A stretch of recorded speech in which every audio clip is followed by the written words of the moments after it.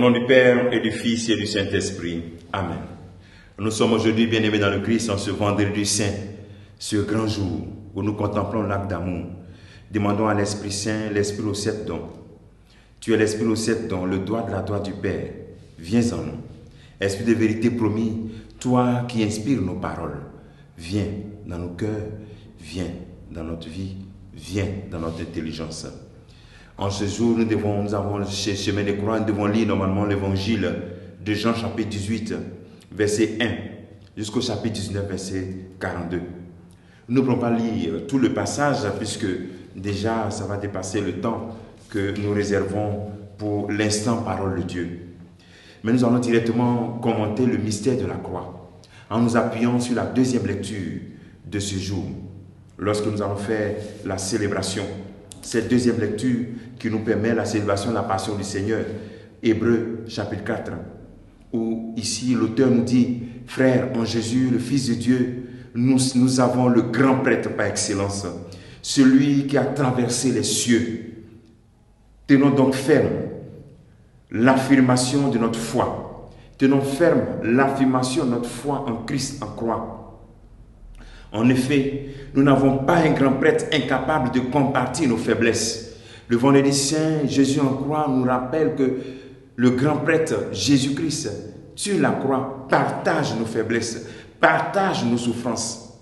Mais il est un grand prêtre éprouvé par toutes choses, tout ce que nous vivons. Il cherche vraiment notre ressemblance, excepté le péché.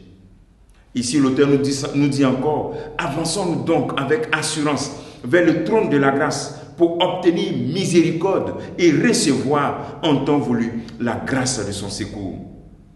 Nous n'allons pas faire peut-être des marches, mais nous allons tout simplement vivre ce chemin comme notre décision de marcher résolument à sa suite dans cette nouveauté où nous sommes rentrés dans ce temps de carême pour vivre l'expérience de la Pâque. Le Christ, pendant les jours de sa vie, dans la chair, offrit avec un grand cri et dans les larmes des prières, des supplications à Dieu qui pouvaient le sauver de la mort. Il fut exaucé en raison de son grand respect. Bien qu'il soit fils, il a pris par ses souffrances l'obéissance et conduit à sa perfection. Le Seigneur nous invite donc à retenir cette valeur, l'obéissance joyeuse. Le Christ sur la croix est abandonné. Abandonné par ses disciples, abandonné par ses proches, abandonné par les Juifs, même abandonné par Dieu, entre guillemets, puisqu'il dit « Père, Père, pourquoi m'as-tu abandonné ?» Il sent cette solitude.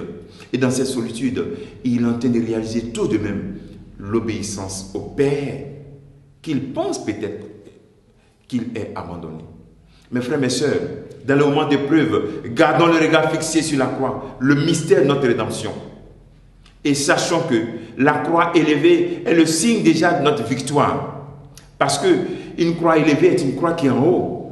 La croix n'est pas à terre. On n'attend même pas la résurrection pour vivre une expérience de gloire. La croix est déjà une gloire pour nous. Les souffrances unies au Christ manifestent déjà une élévation de notre vie spirituelle. Les souffrances et les épreuves vécues en communion parfaite avec lui manifestent déjà notre élévation, la grandeur de notre âme. Vivons tout avec foi et discernement. Vivons tout avec illumination. Le Seigneur, en mourant sur la croix, devient notre lumière, devient notre chemin. C'est pour ça que l'auteur de la lettre aux Hébreux nous dit de marcher résolument. Faisons de ces pas résolus. Combien de chemins de croix nous avons fait pendant ce carême? Mais pour nous dire que notre pas doit être résolu. Peut-être que nous ne savons pas où nous partons, mais nous devons savoir avec qui nous partons. Nous allons vers cette vie éternelle. Il est vrai qu'il y a l'incertitude de cette nouvelle étape de ta vie. C'est-à-dire, tu abandonnes des amis, tu abandonnes une ancienne vie pour une nouvelle vie.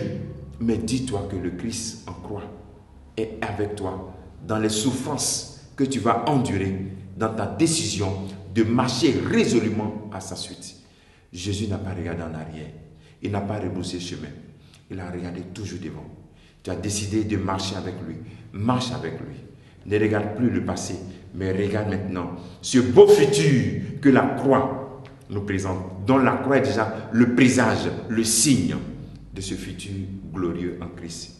Demandons vraiment cette grâce.